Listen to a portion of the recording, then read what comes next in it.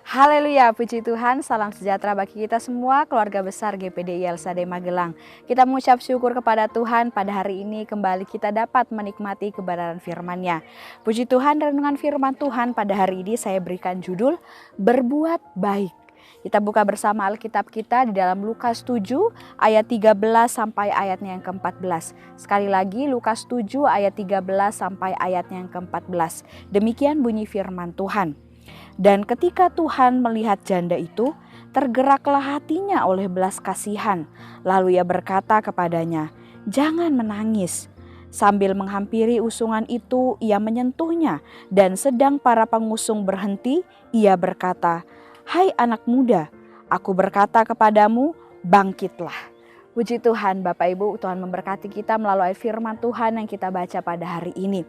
Bapak Ibu yang diberkati oleh Tuhan, di sini diceritakan tentang bagaimana Tuhan Yesus membangkitkan anak seorang janda di sebuah daerah yang bernama Nain. Anak ini adalah seorang anak laki-laki yang masih muda, dan anak muda ini adalah anak tunggal dari ibunya. Sedangkan seperti yang saya sampaikan tadi, ibunya adalah seorang janda. Ibunya ini mengandalkan putranya tersebut untuk menjadi penopang hidupnya di usianya yang semakin tua. Tetapi di usia mudanya justru anaknya tersebut sudah meninggal dunia. Nah, pada suatu ketika Tuhan Yesus sedang pergi dari Kapernaum menuju sebuah kota yang bernama Nain ini. Tuhan Yesus bersama dengan murid-muridnya, dan ada banyak orang yang berbondong-bondong mengikuti Tuhan Yesus pada saat itu.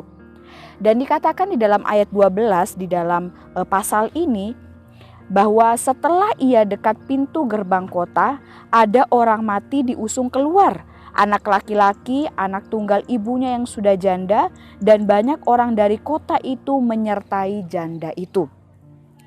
Dan pada saat itu Bapak Ibu kita melihat bagaimana ketika melihat peristiwa ini yang terdapat dalam ayat 12, Tuhan Yesus mengadakan mujizat dengan kuasanya yang ajaib, dengan kuasanya yang dahsyat. Tuhan Yesus membangkitkan anak laki-laki muda itu dari kematian. Bapak Ibu yang diberkati oleh Tuhan, kita semua sudah mengetahui bagaimana Tuhan Yesus sanggup dan sudah banyak melakukan mujizat-mujizat, keajaiban-keajaiban. Tidak hanya menyembuhkan orang yang sakit, tetapi seperti kisah ini, Tuhan Yesus pun sanggup membangkitkan, menghidupkan kembali orang yang sudah meninggal. Tetapi Bapak Ibu, ternyata hal yang harus kita ketahui dan pahami tidak hanya hal tadi saja. Ada hal-hal penting lain dari mujizat yang Tuhan Yesus lakukan yang harus kita ketahui, yang harus kita sadari, bahkan kita dapat belajar menuruti dari apa yang Tuhan Yesus lakukan tersebut. Nah, hal apa sajakah itu? Kita dapat mengetahuinya melalui kisah mujizat Tuhan Yesus di Nain ini.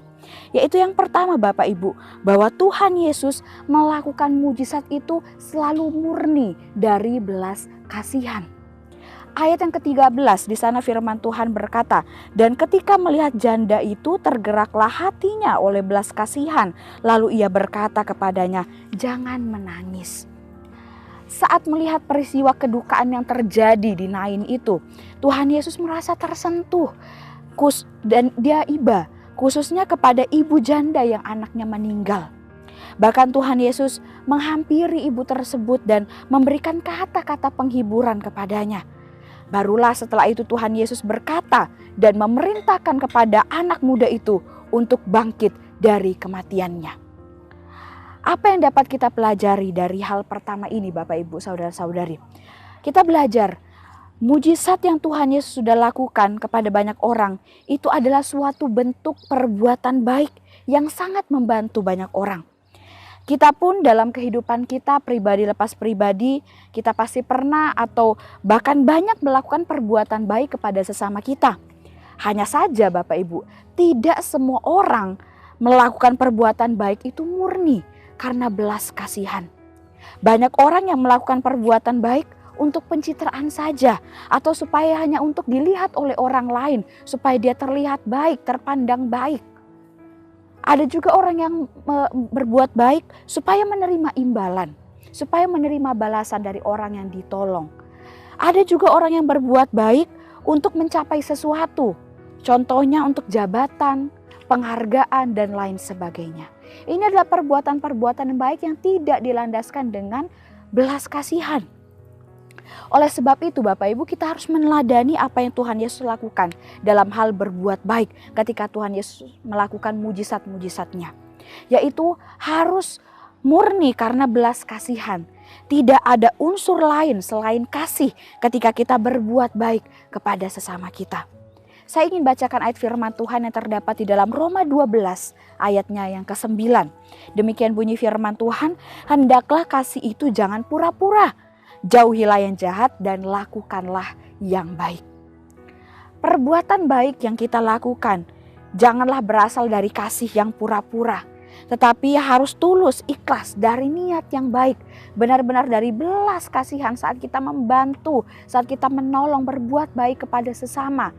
Benar-benar dengan kasih yang murni, dengan belas kasihan, tidak pura-pura. Hanya karena ada alasan tertentu, ada tujuan tertentu, makanya baru mau menolong seseorang atau baru mau membantu seseorang. Tidak seperti itu Bapak Ibu, tapi harus benar-benar dengan kasih kita berbuat baik kepada sesama. Kemudian hal yang kedua Bapak Ibu, yang harus kita ketahui ya, dari mujizat-mujizat yang Tuhan Yesus lakukan yang juga harus menjadi pelajaran bagi kita semua. Yaitu adalah bahwa Tuhan Yesus ketika ia melakukan mujizat, Tuhan Yesus melakukannya di mana saja dan kapan saja. Peristiwa mujizat Tuhan Yesus di Nain ini terjadi setelah Tuhan Yesus menyembuhkan hamba, seorang perwira di daerah yang bernama Kapernaum. Kita bisa melihatnya di dalam Lukas 7 ini dari ayat 1 sampai ayat yang ke-10. Dari hal ini kita dapat mengetahui Bapak Ibu dan menyadari bahwa Tuhan Yesus itu melakukan mujizat tanpa terbatas waktu dan tempat. Tuhan Yesus melakukan perbuatan baiknya bagi banyak orang. Ya, setiap saat dan dimanapun dia berada. Kita melihat peristiwa tadi. Setelah dari Kapernaum, Tuhan Yesus di sana melakukan mujizat, dan hari selanjutnya ketika Tuhan Yesus pergi di Nain, di tempat yang berbeda, di situ pun Tuhan Yesus melakukan mujizat. Dan semua yang Tuhan Yesus lakukan itu adalah perbuatan baik yang sangat memberkati dan membantu banyak orang. Inilah yang menjadi pelajaran bagi kita Bapak Ibu. Lakukanlah perbuatan baik kepada sesama di setiap waktu dan di segala tempat. Jangan hanya berbuat baik ketika ada momen atau peristiwa tertentu. Misalnya saat baru kita memberikan hadiah kepada keluarga atau sesama kita. Atau saat ada yang kedukaan, yang sedang mengalami kedukaan, ada orang terdekat atau keluarganya yang meninggal. Di sanalah baru kita datang melayat, memberikan perhatian, menghibur mereka yang berduka cita. Atau jangan juga berbuat baik hanya ketika kita sedang berada di gereja. Ya, kita berdoa, kita menyembah Tuhan, kita memberikan persembahan. Atau di rumah kita sendiri. Wah, kita menghormati orang tua kita sayang kepada keluarga kita. Tetapi Bapak Ibu, sebagai pengikut Kristus, mari kita semua mau lakukan apa yang Tuhan Yesus lakukan. Karena kita adalah pengikut-pengikutnya. Sama seperti Tuhan Yesus, dia tidak memilih-milih tempat untuk berbuat baik kepada sesama, maka itu pun yang harus kita lakukan. Jangan pernah memilih-milih tempat untuk berbuat baik kepada sesama. Dan juga kepada Tuhan, misalnya hanya di gereja, baru kita mau menyapa sesama kita. Di rumah kita menghormati orang tua kita, tapi di luar kita tidak menghargai sesama. Tidak boleh demikian Bapak Ibu. Dan saat kita berbuat baik juga, hendaklah di segala situasi, di segala waktu. Tidak hanya di saat-saat tertentu saja. Seperti tadi yang saya sampaikan, ada momen-momen spesial, ada momen-momen khusus, baru kita mau berbuat baik, memberikan perhatian kepada sesama. Biarlah perbuatan baik kita ini dapat dirasakan oleh banyak orang, kemanapun kita pergi dan berada, dan kapan saja mereka bertemu dengan kita. Saya akan bacakan ayat firman Tuhan di dalam Amsal 3 ayat yang ke-27. Di sana firman Tuhan berkata, janganlah menahan kebaikan daripada orang-orang yang berhak menerimanya, padahal engkau mampu melakukannya. Dari ayat ini kita diingatkan Bapak Ibu Saudara-saudari, saat ada waktu untuk kita dapat berbuat baik kepada sesama, maka segera lakukanlah. Jangan menahannya, entah dimanapun tempatnya atau kapanpun waktunya. Sebab Sesungguhnya banyak orang yang memerlukan perbuatan baik kita. Dan saat kita tulus melakukan perbuatan baik itu, akan banyak orang yang merasa terberkati dan kehidupan kita pun dapat berdampak baik bagi banyak orang. Puji Tuhan Bapak Ibu, kebenaran firman Tuhan. Pada hari ini kita belajar bersama-sama bagaimana kita harus mengikuti teladan Tuhan Yesus melalui mujizat-mujizat yang sudah Dia pernah lakukan. Berbuat baiklah kepada sesama dengan murni karena belas kasihan, dan lakukanlah kebaikan itu dimanapun dan kapanpun kita berada. Karena sesungguhnya Tuhan akan sangat senang, Tuhan akan sangat berkenan atas apa yang kita lakukan tersebut. Puji Tuhan, Tuhan Yesus memberkati kita semua. Kiranya renungan firman Tuhan ini dapat menjadi kekuatan bagi kita. Saya mengucapkan terima kasih bagi Bapak Ibu yang sudah setia mengikuti renungan 79.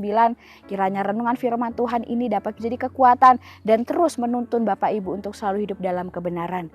Bagi Bapak Ibu, saudara-saudara yang diberkati oleh Tuhan yang ingin didoakan untuk pokok doa tertentu ataupun juga ingin menceritakan kesaksian baik mujizat kesembuhan ataupun pemulihan masalah keluarga, dapat disalurkan melalui chat WhatsApp di nomor 0813 2742 0088. Puji Tuhan, mari kita akan sama-sama mengakhiri renungan ini dengan berdoa. Segala puji syukur, hormat, kemuliaan kami persembahkan kepadamu Tuhan. Engkau Allah kami yang baik, Engkau Allah kami yang luar biasa. Kami mengucap syukur buat firman Tuhan yang kami dapat nikmati pada hari ini. Kiranya Tuhan firman-Mu menjadi penuntun dalam kehidupan kami, menjadi pengingat bagi kami Tuhan untuk kami selalu hidup dalam perbuatan baik kepada sesama. Kami melakukan perbuatan baik dengan penuh belas kasihan dan dimanapun serta kapanpun kami berada. Supaya nama-Mu semakin dipermuliakan melalui setiap kehidupan kami sebagai pengikut-pengikut-Mu. Engkau memberkati setiap jemaat Tuhan yang ada di GPD LSAD Magelang, supaya kehidupan kami semakin hari, kami semakin cinta akan Tuhan. Terima kasih Yesus, terima kasih Bapa. Kami berdoa Tuhan bagi setiap umat-umat Tuhan yang sudah lanjut usia. Kami berdoa bagi mereka Tuhan, kiranya pengharapan mereka, iman mereka tetap teguh di dalam Tuhan. Engkau yang kuatkan mereka, mampukan mereka untuk menjalani setiap kehidupan mereka bersama dengan Tuhan. Tolong mereka Tuhan untuk senantiasa percaya kepada Engkau. Engkau terus bimbing mereka untuk kehidupan mereka selalu mengandalkan Engkau. Mereka selalu berharap hanya kepada Engkau.